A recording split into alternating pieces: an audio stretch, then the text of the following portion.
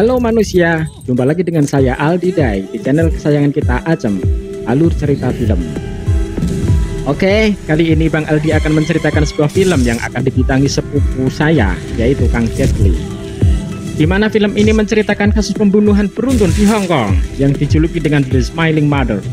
Dijuluki seperti itu karena setiap korban pembunuhan selalu meninggal dalam keadaan tersenyum. Kok bisa? Penasarin? Langsung aja, duduk manis, boleh rebahan, pakai headset, kuping kiri dan kanan, jarak HP dan mata 15 sentian, baca basmalah, ambil nafas dalam-dalam, dan jamilah makan ikan teri. Inilah Badge of Fury. Scene diawali dengan memperlihatkan beberapa orang yang sedang melakukan syuting film di atas pesawat, di mana seorang pria akan melakukan adegan ekstrim, yaitu melompat dari pesawat tersebut. Dengan tersenyum, akhirnya pria itu melompat, dan betapa malangnya ternyata parasut yang seharusnya ia bawa itu ketinggalan, sehingga membuat ia tewas saat itu juga. Beralih ke sebuah pertunjukan menari, yang mana terlihat seorang pria dan wanita sedang memperlihatkan skill menari mereka ke semua penonton. Akan tetapi, di akhir pertunjukan, tiba-tiba sang penari pria tewas dalam keadaan tersenyum, dan hal itu membuat para penonton pun terkejut.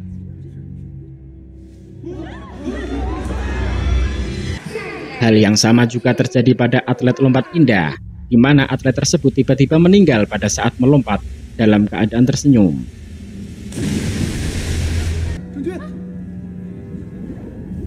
Dan berita tentang kematian mereka yang sama-sama mati tersenyum akhirnya tersebar luas di koran.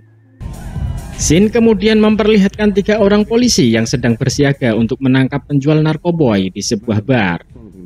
Mereka adalah Wang Buer yang menyamar menjadi penari, Wong Fei Hong yang menyamar menjadi koki, dan Angela yang bertugas memberi arahan kepada mereka berdua. Pada saat transaksi narkoboy itu hendak terjadi, tiba-tiba muncul seorang yang bernama Chen Hu, yang mana ia adalah bos penjahat yang menghilang sejak 7 tahun lalu. Karena Chen Hu sangat berbahaya, akhirnya Buer memilih untuk menangkap Chen Hu dan membiarkan penjual narkoboy itu kabur begitu saja. Dan terjadilah pertarungan antara mereka. Melihat Buer yang tak bisa menangkap Chen Hu, akhirnya Fei Hong juga turun tangan untuk menangkapnya. Akan tetapi, akibat kecerobohan yang dilakukan oleh Buer, hal itu membuat Chen Hu lolos dari mereka.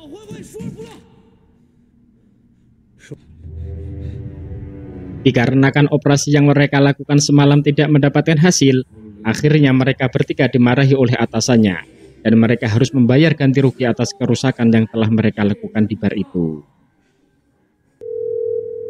Pada suatu malam, terlihat seorang pria yang sedang menelepon kekasihnya di atas gedung. Namun apa yang terjadi? Tiba-tiba dia terjatuh dan tewas di adonan semen. Keesokan paginya, Buer dan Angela datang ke tempat kejadian untuk melakukan investigasi atas kematian pria tersebut. Di rumah sakit, dokter yang telah melakukan autopsi tidak bisa memastikan apakah pria itu mati sebab pembunuhan ataukah bunuh diri. Hal itu disebabkan karena pria tersebut tewas dengan wajah tersenyum. Dikarenakan kematian pria itu sama persis dengan 3 pria sebelumnya, yakni mati sambil tersenyum, maka Buer pun meyakini kalau itu dilakukan oleh pembunuh yang sama. Lalu Buer menunjukkan beberapa foto pemakaman ketiga pria tadi, yang mana di situ terlihat seorang wanita yang sama menghadiri pemakaman ketiganya. Dan ternyata ketiga pria itu adalah mantan kekasihnya. Sehingga mereka pun mencurigai kalau wanita itulah yang melakukan pembunuhan. Singkat cerita, karena tidak ingin membuang banyak waktu, akhirnya Buer menangkap tersangka yang sedang melakukan syuting. Wanita itu bernama Liu Jinsui, yang mana ia merupakan seorang artis terkenal kala itu. Kemudian Buer dan Angela melakukan interogasi terhadap Jinsui. Akan tetapi ia dibebaskan karena ia tidak terbukti melakukan pembunuhan itu. Tak lama kemudian datang seorang wanita dengan memakai baju ala si manis jembatan Ancol. Dan itu membuat semua orang memperhatikannya. Dia adalah Daisy Yi, yang merupakan kakak dari Jinsui. Tujuan ia ke sana tidak lain adalah untuk menjemput adiknya sendiri. Di luar sudah ada seorang pria yang sedang menunggu mereka. Kita sebut saja Heru. Dan ternyata Heru merupakan mantan pacar Jin Sui yang kini sudah ditikung oleh Daisy. Singkat cerita, malam pun tiba. Kemudian para polisi mendatangi rumah korban untuk mencari informasi yang lebih detail tentang si korban, agar kasus pembunuhan tersebut cepat teratasi. Setelah memasuki rumah korban, mereka mendapati seseorang telah berada di sana. Karena mengira kalau itu adalah penyusup, mereka pun hendak langsung menangkapnya, dan pertarungan pun tak terelakkan. Setelah berhasil ditangkap, pria tersebut memperlihatkan kartu identitasnya, dan ternyata ia merupakan seorang agen asuransi suruhan Daisy, agar uang asuransi korban jatuh ke tangannya. Dan perlu kita ketahui kalau korban tersebut merupakan mantan kekasih Daisy yang ia rebut dari adiknya.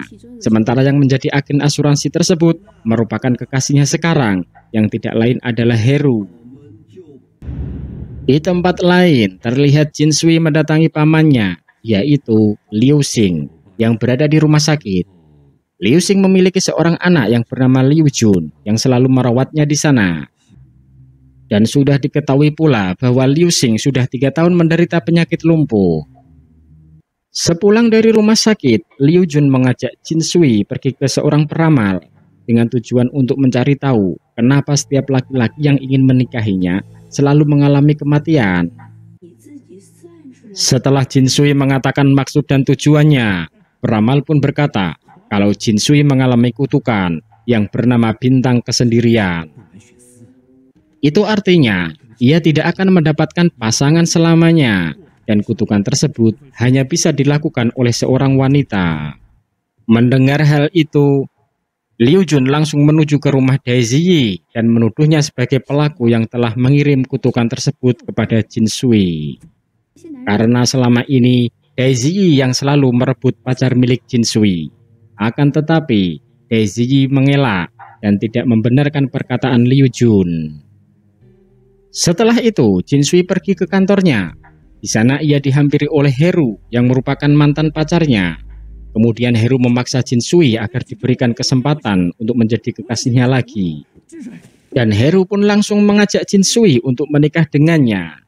Namun, tiba-tiba ia tewas dalam keadaan tersenyum.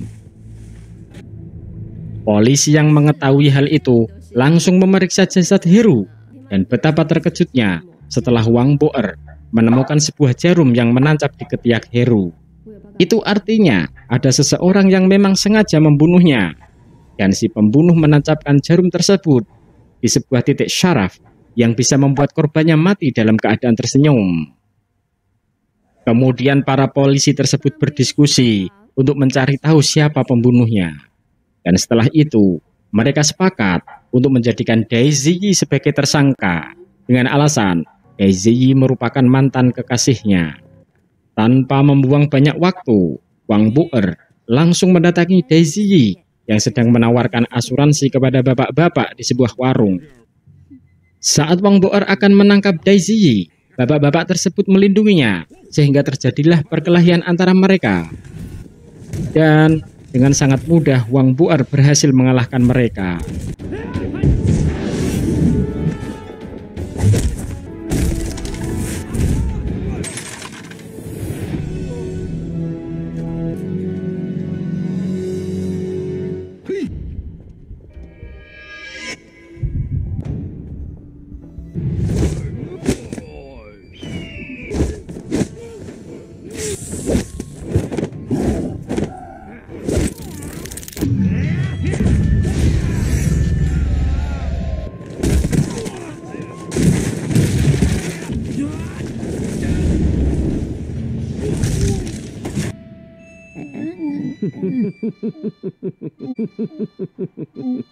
Akan tetapi, itu hanyalah sebuah khayalan Wang Boer saja, dan pada kenyataannya, Wang Boer masih tetap duduk dan tidak menghajar mereka. Tidak lama kemudian, datanglah Wong Fai Hong yang membantunya untuk mengalihkan perhatian bapak-bapak tersebut, sedangkan Wang Boer pergi untuk mengejar Daisy. Singkat cerita, Dai Ziyi sudah berada di kantor polisi dan diinterogasi oleh Angela dan Wang Bu'er. Akan tetapi, karena tidak cukup bukti, akhirnya Dai Ziyi dilepaskan. Sementara itu, Jin Shui berniat pergi keluar kota untuk menenangkan pikirannya. Wang Bu'er yang mendengar hal itu langsung mengejarnya karena Wang Bu'er masih membutuhkan Jin Shui untuk menangkap pembunuh misterius itu. Sehingga terjadilah kejar-kejaran di antara mereka. Singkat cerita, akhirnya Wang Bu'er berhasil mencegah Jin Shui untuk pergi keluar kota, yang kemudian Wang Bu'er mengajak Jin Shui pergi ke makam mantan kekasihnya untuk membicarakan sesuatu.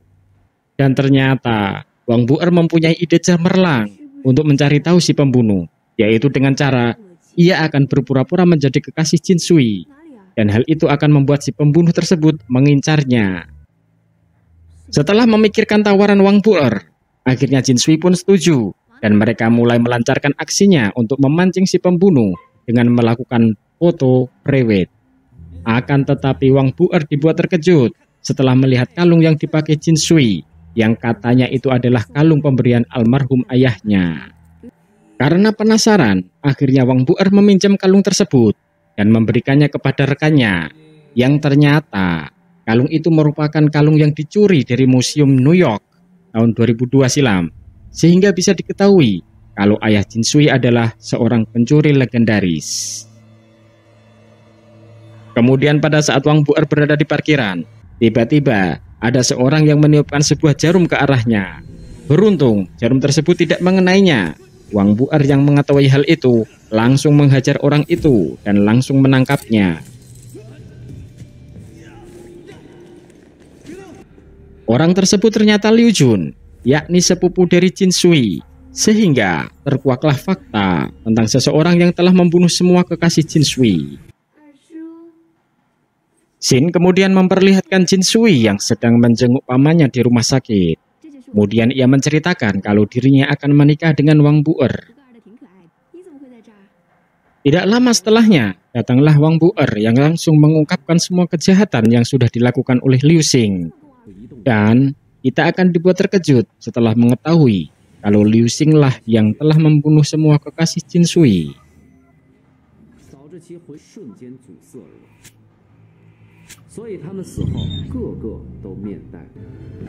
Ternyata selama ini Liu Xing hanya berpura-pura lumpuh agar kejahatannya tersebut tidak diketahui.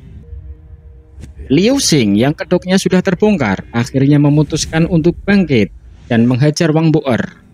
Setelah itu ia pun kabur begitu saja.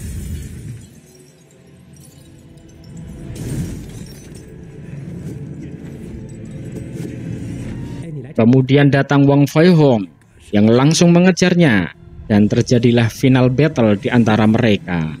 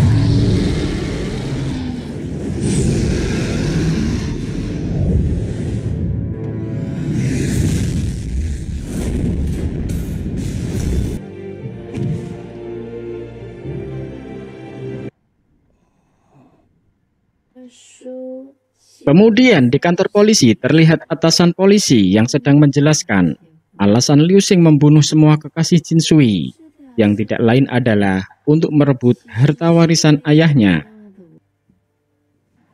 Karena dulu waktu ayah Jin Shui masih hidup, ia meninggalkan harta warisan tersebut untuk Jin Shui. Tetapi dengan syarat, ia harus menikah sebelum umur 30 tahun. Namun jika di umur 30 tahun Jin Shui masih belum menikah, maka harta warisan tersebut akan jatuh ke tangannya. Hal itulah yang membuat Liu Xing berambisi mencegah Jin Shui untuk menikah.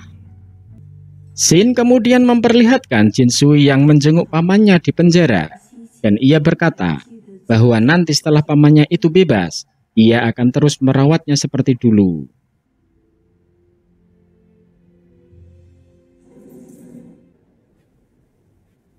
Di akhir film, Xin memperlihatkan Wang Buer, Wong Fei Hong dan Angela sedang berlibur di sebuah pantai.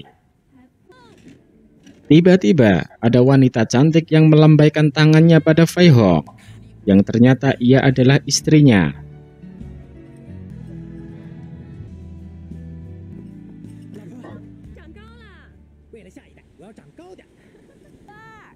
Kemudian ada wanita cantik lagi yang memanggil nama Buer, yang mana itu adalah suara Jin Shui. Setelah pura-pura pacaran, ternyata Jin Shui mulai menaruh hati pada Buer. Ia pun ingin mengakhiri kutukan bintang kesendiriannya itu dengan menjadikan Wang Buer sebagai pacar sungguhan.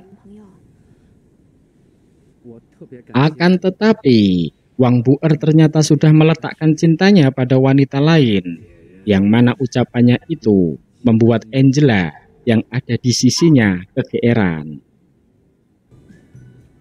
Tiba-tiba datanglah Daisy yang memanggil nama Buer. Dan ternyata Daisy lah wanita yang sudah membuat hati Buer tergila-gila. Tak terima cintanya bertepuk sebelah tangan, akhirnya Angela dan Jin Shui memberikan bogem mentah yang membuat Buer terlempar ke langit. Dan film pun camat. Ending yang memboerkan.